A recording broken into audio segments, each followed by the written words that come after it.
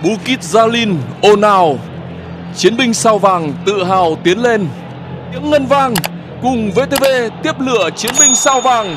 Và đây là một trong số những thử thách. Bayangkan sebuah pertandingan yang seharusnya menjadi kebanggaan justru berakhir menjadi titik kelam dalam sejarah sepak bola Malaysia.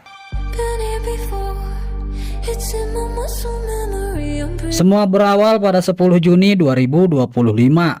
Hari itu, timnas Malaysia menghadapi Vietnam dalam putaran ketiga kualifikasi Piala Asia 2027. Namun, di balik euforia laga besar itu, tersimpan sebuah rahasia yang akhirnya terbongkar ke permukaan. FIFA sebagai federasi tertinggi sepak bola dunia menemukan adanya kejanggalan dalam dokumen pemain yang diajukan oleh Federasi Bola Malaysia, FAM.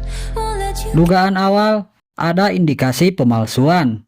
Dan benar saja, hasil investigasi resmi membuktikan bahwa Malaysia sengaja menggunakan dokumen rekayasa agar bisa menurunkan 7 pemain asing di skuad utama mereka.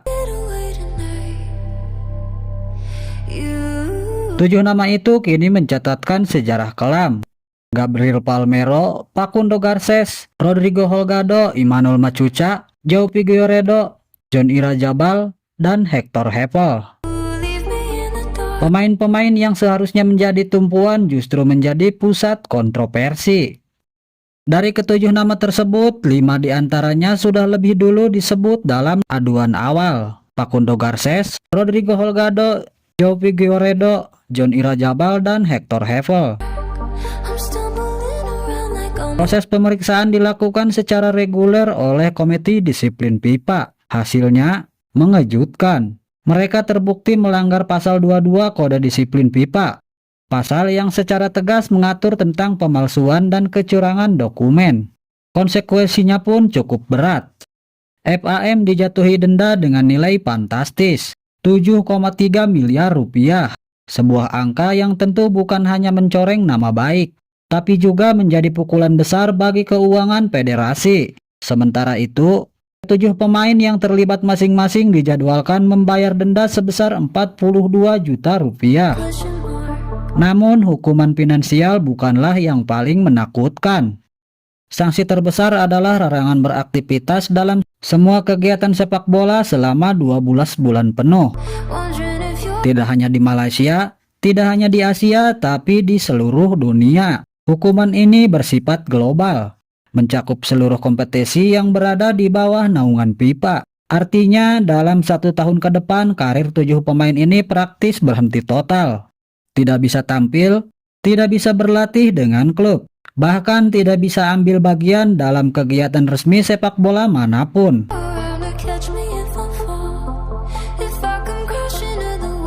Bayangkan dampaknya, seorang pemain profesional yang karirnya sangat singkat harus kehilangan waktu emas selama setahun. Banyak yang menyebut hukuman ini bisa menjadi awal dari akhir karir mereka. Apalagi bagi pemain yang usianya sudah memasuki masa senja. Di sisi lain, publik Malaysia pun terbelah. Ada yang marah, kecewa, bahkan merasa dikhianati oleh federasi sendiri.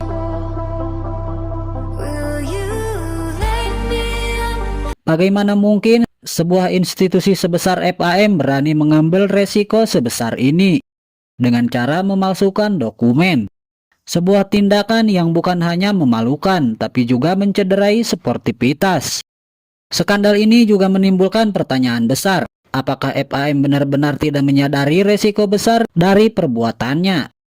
Atau ada desakan kuat untuk segera mengangkat prestasi tim nasional hingga rela menempuh jalan pintas yang berbahaya? Sebab penggunaan pemain naturalisasi sebenarnya adalah hal yang wajar. Banyak negara melakukannya dengan cara legal. Namun ketika prosesnya dilakukan dengan manipulasi, semua berubah menjadi skandal. Dan skandal inilah yang kini menjadi aib besar bagi sepak bola Malaysia. Dampak lain pun mulai terasa. Kredibilitas FAM di mata AFC dan FIFA menurun drastis. Federasi yang seharusnya membangun kepercayaan justru meruntuhkannya dengan keputusan keliru. Dan bagi Malaysia sendiri, kasus ini bisa mempengaruhi keikutsertaan mereka dalam turnamen-turnamen mendatang. Sanksi tambahan mungkin saja dijatuhkan jika ditemukan pelanggaran lain yang berkaitan. Lalu bagaimana dengan nasib para pemain? Beberapa dari mereka adalah pemain asing yang sebelumnya hanya dikenal di liga-liga kecil atau menengah. Mereka melihat Malaysia sebagai peluang baru dalam karir internasional. Namun kini, nama mereka tercatat dalam daftar hitam pipa. Label pemalsuan dokumen akan sulit dihapus meski hukuman 1 tahun telah berakhir.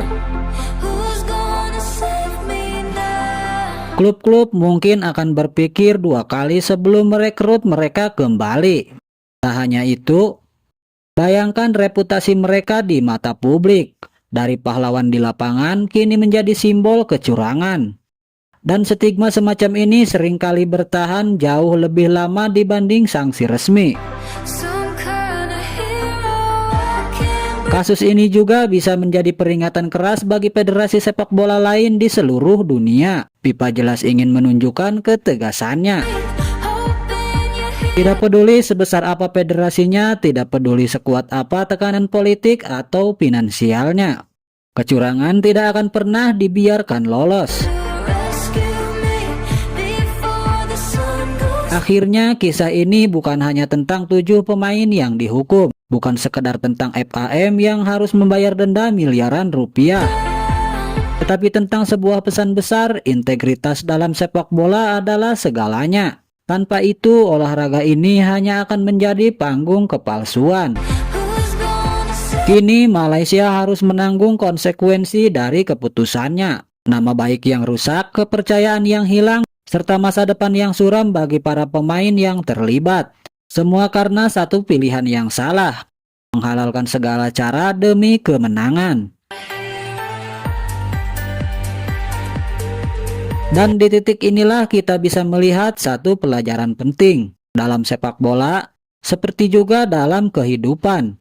Jalan pintas yang penuh kecurangan mungkin memberi kemenangan sesaat, tetapi pada akhirnya kebenaran selalu menemukan jalannya. Dan ketika itu terjadi, harga yang harus dibayar jauh lebih mahal dari apapun yang didapat. Quá nguy hiểm. Đấy, Guns. Vậy là đôi bạn chuyền bóng sửa lưng nhau. Nguy hiểm. Quá nguy hiểm. Và trong tình huống này, Mạnh mẽ. Arif Aiman như thường lệ vẫn chơi tốt và đây là tình huống mà bàn thắng thứ 3 dành cho đội tuyển Malaysia. viên Kim Sang-sik phải làm cho Kobe Nong. Và đây là bàn thắng thứ 2 liên tiếp ở vòng loại Asian Cup của cầu thủ gốc Anh và Canada, Kobe Nong.